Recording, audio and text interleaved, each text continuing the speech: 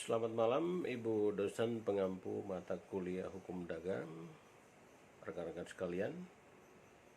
Pada kesempatan kali ini dalam memenuhi tugas akademik pada mata kuliah Hukum Dagang, saya Patrisius Politobi, mahasiswa Ilmu Hukum Paralel Umrah Tanjung Pinang, akan menyampaikan beberapa hal yang berkaitan dengan pengusaha dan perusahaan serta bentuk-bentuk perusahaan.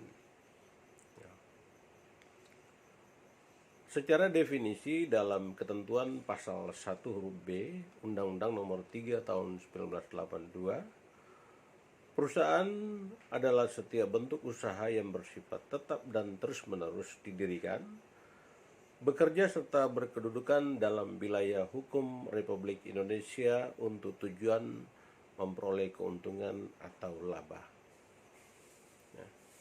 Kemudian selanjutnya menurut ketentuan Undang-Undang Nomor 13 Tahun 2003 Pasal 1 Angka 5 dapat disimpulkan bahwa pengusaha adalah orang perorangan, persekutuan atau badan hukum yang menjalankan perusahaan milik sendiri atau bukan miliknya yang berada di Indonesia, mewakili perusahaan sebagaimana dimaksud yang berkedudukan di luar wilayah Indonesia. Nah, secara definisi kira-kira seperti itu. Yang tadi pertama dalam konteks perusahaan, berarti orientasinya kepada keuntungan atau laba atau profit oriented. Ya.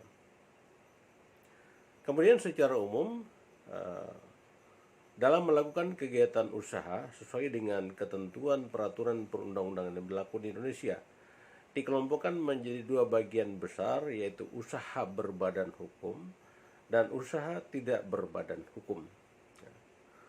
Pengelompokan kedua badan usaha tersebut dapat dilihat dengan perbedaan yang cukup signifikan, yaitu subjek permodalan, kemudian prosedur pendirian, harta kekayaan, dan pertanggungjawaban. Nah, mari kita coba melihat selanjutnya beberapa pendapat ahli mengenai pengusaha. Yang pertama adalah Thomas W. Simmerer.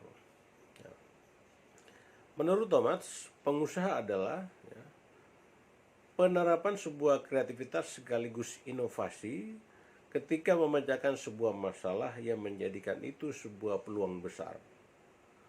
Hal itu dapat memanfaatkan banyak peluang dan memberikan keuntungan untuk banyak orang yang terlibat di dalam perusahaan tersebut. Nah, ini pendapat Thomas W. Simmerer. Kemudian yang kedua adalah Raymond. Menurut Raymond mengatakan bahwa pengusaha adalah cara untuk mensejahterakan diri dengan suatu hal yang kreatif dan inovatif. Nah, hal tersebut akan membuat keuntungan dan menjadi sebuah proses pensejahteraan diri. Kemudian yang ketiga adalah Kashmir. Menurut Kashmir, pengusaha adalah tempat untuk seseorang yang berani mengambil risiko demi tercapainya sebuah tujuan yang diinginkan dan untuk sebuah keuntungan. Nah, mari kita coba melihat beberapa pengusaha muda yang ada di Indonesia yang tergolong sukses dalam meniti karir di bidang usahanya masing-masing. Yang pertama adalah Najla Farid. Najla Farid ini adalah seorang pengusaha muda yang sukses dalam usahanya, usaha kreatif yang bermula dari kegiatan usaha rumah tangga, kemudian punya ekspektasi yang luar biasa sehingga membawa beliau menjadi salah satu pengusaha muda di Indonesia. Kemudian ada satu lagi yang saya coba tampilkan dalam video kali ini, yaitu James Pranoto. James Pranoto dikenal dengan usaha yang digeluti yaitu kopi kenangan yang sudah go public dan mengalami kesuksesan di beberapa wilayah di kota-kota besar yang ada di Indonesia. Ibu dosen dan rekan-rekan sekalian, teman-teman mahasiswa yang berbahagia, mari kita coba melihat selanjutnya bagaimana pendapat para ahli mengenai perusahaan. Yang pertama adalah Anda Sasmita. Ya. Menurut Anda Sasmita, perusahaan adalah mereka yang secara teratur, berkesinambungan, dan terbuka bertindak dalam kualitas tertentu untuk mencapai keuntungan bagi diri mereka. Ini pendapat Anda Sasmita mengenai perusahaannya. Kemudian yang kedua adalah Murti Sumarni. Ya. Menurut Murti Sumarni, ya, perusahaan adalah sebuah unit kegiatan produksi yang mengolah sumber daya ekonomi untuk menyediakan barang dan jasa bagi masyarakat dengan tujuan memperoleh keuntungan dan memuaskan kebutuhan masyarakat. Ini pendapat Murti Sumarni. Dan yang ketiga adalah Ebert dan Given. Ya. Perusahaan adalah satu organisasi yang menghasilkan barang dan jasa untuk mendapatkan laba atau keuntungan. Ibu dosen dan rekan-rekan sekalian yang saya banggakan, selanjutnya kita coba melihat bentuk-bentuk perusahaan yang berbadan hukum. Tadi di awal saya sudah menyampaikan pengelompokan dan kategori, yaitu perusahaan yang berbadan hukum dan perusahaan yang tidak berbadan hukumnya. Yang pertama, perseorangan terbatas, perseroan terbatas atau PT. Ya. Undang-Undang Perseroan Terbatas Nomor 40 Tahun 2007 tentang perseroan terbatas membawa semangat baru dan norma baru. Nah, seperti mengenai perlunya kepedulian sosial perseorangan tidak hanya kepada pemegang saham atau stakeholder atau shareholder, ya, namun juga pemangku kepentingan atau stakeholder yang lebih luas lagi, sehingga memunculkan adanya regulasi terkait tanggung jawab sosial dan lingkungan atau corporate social responsibility. Ya. Nah, dari definisi di atas, PT dapat dikatakan badan hukum jika memenuhi unsur-unsur sebagai PT adalah badan hukum, ya. Kemudian persekutuan modal didirikan berdasarkan perjanjian, melakukan kegiatan usaha dan modalnya terdiri dari saham-saham atau zero-zero. Nah, yang kedua, koperasi. Nah, mari kita coba melihat, ya. Muhammad Hatta, ya. Menurut Muhammad Hatta, koperasi adalah usaha bersama guna memperbaiki atau meningkatkan kehidupan atau taraf ekonomi berlandaskan asas tolong-menolong. Ini pendapat dari Muhammad Hatta yang dikenal sebagai Bapak Koperasi Indonesia.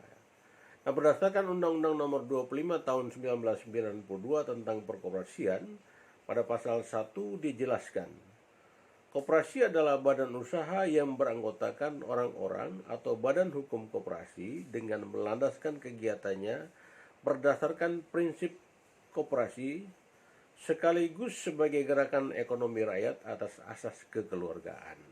Nah, sedangkan perkoperasian adalah segala sesuatu yang menyangkut kehidupan koperasi. Nah, yang tiga yaitu yayasan. Nah, dijelaskan bahwa yayasan adalah badan hukum yang terdiri atas kekayaan yang dipisahkan dan diperuntukkan untuk mencapai tujuan tertentu di bidang sosial, keagamaan, dan kemanusiaan yang tidak mempunyai anggota. Dan yang keempat, BUMN atau Badan Usaha Milik Negara. BUMN adalah badan usaha milik negara yang berbentuk perusahaan perseroan atau persero, sebagaimana dimaksud dalam Peraturan Pemerintah Nomor 12 Tahun 1998 dan perusahaan umum atau perum sebagaimana dimaksud dalam Peraturan Pemerintah Nomor 13 Tahun 1998. Nah, kita coba melihat BUMN memiliki berbagai macam atau jenis bentuk-bentuk yang berdasarkan Undang-Undang Republik Indonesia Nomor 19 Tahun 2003 tentang BUMN, yaitu BUMN terdiri dari dua bentuk, yaitu badan usaha perseroan atau persero dan badan usaha umum atau perum. Contoh badan usaha perseroan atau persero adalah PT Pertamina, PT Telekomunikasi Indonesia, dan PT Kereta Api Indonesia. Kemudian contoh badan usaha umum atau perum adalah Perum Damri, Perum Bulog, dan Perum Pegadaian. Kemudian selanjutnya kita coba melihat posisi pada perseroan terbuka. Ya. Definisi perseroan terbuka menurut pasal 1 angka 7 Undang-Undang Nomor 40 tahun 2007 tentang perseroan terbuka adalah perseroan publik atau perseroan yang melakukan penawaran umum saham sesuai dengan ketentuan peraturan perundang-undangan di bidang pasar modal. Adapun struktur organisasi dalam perseroan terbatas ini yaitu RUPS atau Rapat Umum Pemegang Saham, Dewan Komisaris dan Direksi, kemudian Komite Dewan Komisaris. Nah, Bapak ya Ibu sekalian, rekan-rekan mahasiswa dan Ibu dosen yang saya hormati. Selanjutnya persekutuan komanditer atau CV. CV adalah salah satu bentuk badan usaha yang dibentuk oleh 2 orang atau lebih, ya, yang kemudian mempercayakan modal yang dimiliki kepada 2 orang atau lebih. Hal itu dilakukan untuk menjalankan perusahaan tersebut sekaligus dipercaya untuk memimpin perusahaan. Nah, tujuannya agar tercapainya cita-cita bersama dengan tingkat keterlibatan masing-masing anggotanya yang berbeda. Oleh karena itu di dalam CV terdapat 2 sekutu yang berbeda. CV terbagi menjadi beberapa jenis, yaitu yang pertama CV bersaham, CV murni, dan CV campuran. Ya. Dari penjelasan di atas dapat saya simpulkan beberapa poin yang menjadi kesimpulan pada video kali ini sebagai penugasan pada konten digital ya. Yaitu menurut pasal 1 huruf B Undang-Undang Nomor 3 Tahun 1982, perusahaan adalah setiap bentuk usaha yang bersifat tetap dan terus-menerus dan didirikan, bekerja serta berkedudukan dalam wilayah Republik Indonesia untuk tujuan memperoleh keuntungan atau laba, profit oriented ya.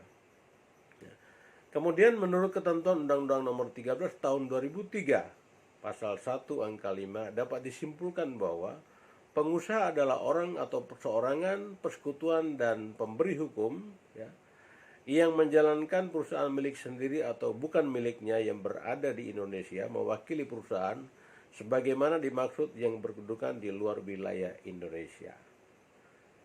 Demikian paparan dalam video konten digital kali ini yang dapat saya sampaikan.